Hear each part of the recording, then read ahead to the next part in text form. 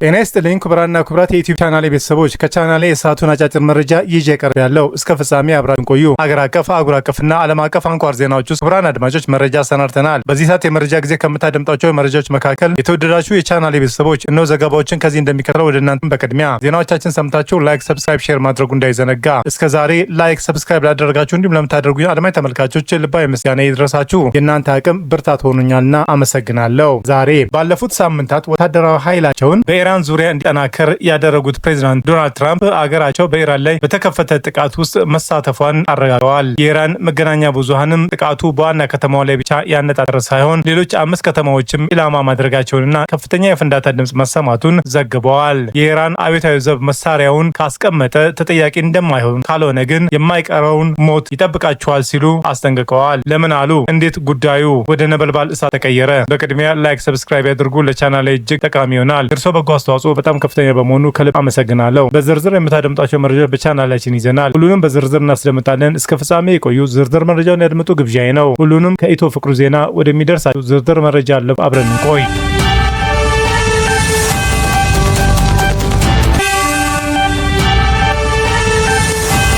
እስራኤልና አሜሪካ በኢራን ላይ ነበልባል እሳት አወረዱ።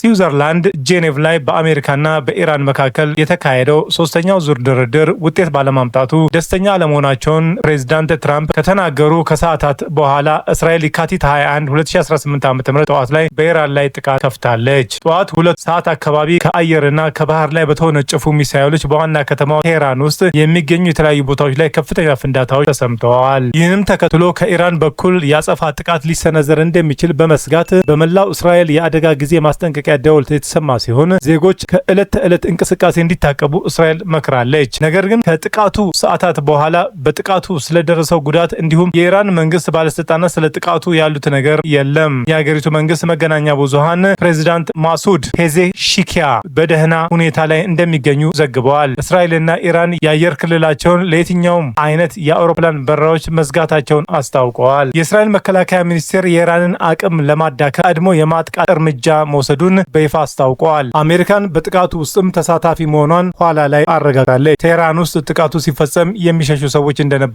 ምስሎች ያሳያሉ። ፕሬዚዳንት ትራምፕ በትሩዝ ማህበራዊ ሚዲያቸው መድረካቸው ላይ ባሰራጩት ቪዲዮ አሜሪካ ከፍተኛ የውጊያ ዘመቻ በኢራን ላይ መክፈቷን ተናግረዋል። ፕሬዚዳንቱ ጨምረውም ዘመቻው ለአሜሪካና ለወዳጆቻቸው ስጋት ያሉትን የኢራንን መንግስት ኢላማ ያደረገ መሆኑንና የኢራን አብዮታዊ ዘብ መሳሪያውን ካስቀመጠ ተጠያቂ እንደማይሆን፣ ካልሆነ ግን የማይቀረውን ሞት ይጠብቃቸዋል ሲሉ አስጠንቅቀዋል። አሜሪካን በኢራን ላይ መዛት የጀመረችውም እና ግዙፉን አውሮፕላን ተሸካሚ መርከቦቿን ወደ አካባቢ ማሰማራት የጀመረችው በታህሳስ ወር በተንቀሳቀሰው ህዝባዊ ተቃውሞ በሺዎች የሚቆጠሩ ተቃዋሚዎች ከተገደሉ በኋላ ነው። አሜሪካን በኢራቅ ላይ ከ20 ዓመት በፊት ከፈጸመችው ወረራ ወዲህ ከፍተኛ ነው የተባለው ወታደራዊ አቅሟን ባለፉት ሳምንታት ወደ ፋሪስ ባህረ ሰላጤ አንቀሳቅሳ ለጥቃቱ ስትዘጋጅና ስትዝት ቆይታለች። ባለፈው ሳምንት የተካሄደው ድርድር ከውጤት አለመድረሱን ተከትሎ አሜሪካና ኢራን ለማስገደድ ውስን ጥቃት ለመፈጸም እንደተዘጋጀች ሲነገር የነበረ ሲሆን የአሁኑ የእስራኤልና የአሜሪካን ጥቃት የዚህ አካል ይሁን አይሁን አልታወቀም።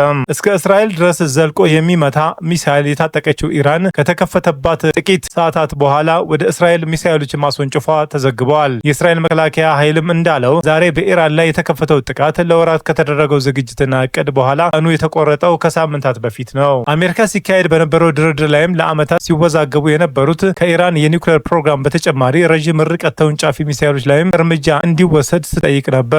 ኢራን ግን የሚሳኤሎቿ ጉዳይ ቀይ መስመር መሆኑን በመግለጽ ተቃውማለች። ከጥቃቱ መጀመር በኋላ ፕሬዚዳንት ትራምፕና ጠቅላይ ሚኒስትር ኔታንያሁን በተናጠል እንደተናገሩት ኢራናውያን መንግስታቸውን እንዲያስወግዱ ጥሪ አቅርበዋል። ይህ በኢራን ውስጥም የአገዛዙ ለውጥ መምጣት ፍላጎት በሁለቱ ሀገራት በይፋ ሲነገር የቆየ እቅድ ነው። ከጥቃቱ መፈጸም ከሰዓታት በኋላ የሚወጡ ዘገባዎች እንደሚያመላክቱት የሀገሪቱ ፕሬዚዳንት ጽህፈት የተመታ ሲሆን ፕሬዚዳንት ላይም ጉዳት አለመድረሱን ማሄሪያ የተባለ የዜና ምንጭ ገልጸዋል። በኢራን ውስጥ ዋነኛው ውሳኔ ሰጪ የሆኑት ጠቅላይ መሪ አያቶላ አሊ ሆሜኒ ጥቃቱ ሲፈጸም ዋና ከተማ ውስጥ እንዳልነበሩና ወደ አስተማማኝ ቦታ መዘዋወራቸውን አንድ ባለስልጣን ለሮይተርስ ዜና ወኪል ተናግረዋል። ባለፉት ሳምንታት በኢራን ላይ ጥቃት የሚፈጽም ከሆነ ከወታደራዊ ኢላማችን በተጨማሪ ጠቅላይ መሪውንና ልጆቻቸው ላይ እንደሚያተኩሩ ተገልጾ ነበር። በከተሞች አካባቢም ዛሬ የተፈጸመው ጥቃትም ምናልባትም የኢራን ፖለቲካዊና ወታደራዊ መሪዎችን ኢላማ ሳያደርግ እንዳልቀረ እየተነገረ ነው። እስካሁን በጥቃቱ በሰዎች ላይ ስለደረሰው ጉዳትና የትኞቹ ተቋማት እንደተመቱ የተባለ ነገር የለም። አሜሪካን ከእስራኤል ጋር በመሆን ወሳኝ ዘመቻ በኢራን ላይ መክፈቷን የተነገረው ፕሬዚዳንት ትራምፕ በሂደት መስዋዕትነት ሊኖር እንደሚችልም አስጠንቅቀዋል።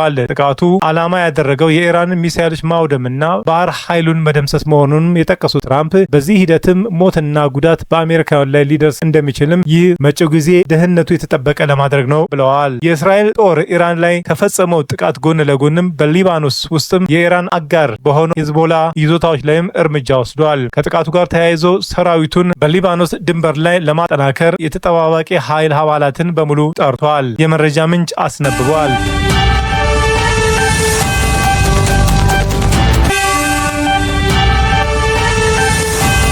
ቻናሌን ስትከታተሉ ስለቆያችሁ ታላቅ አክብሮት አለን። ውድ የቻናሌ ተከታታይ ቤተሰቦች በመላው ዓለምና በአገር ቤት ላላችሁ ሁሉ በየዕለቱ ስኬት እንዲገጥማችሁ እንመኛለን። ዜናዎቻችን ሰምታችሁ ላይክ፣ ሰብስክራይብ፣ ሼር ማድረጉ እንዳይዘነጋ እንዲሁም ድጋፋችሁ አይለን። በሌላ መረጃ ተመልሰን እስከምንገናኝ በያለንበት ቦታ ሰላምና ጤና ይብዛልን።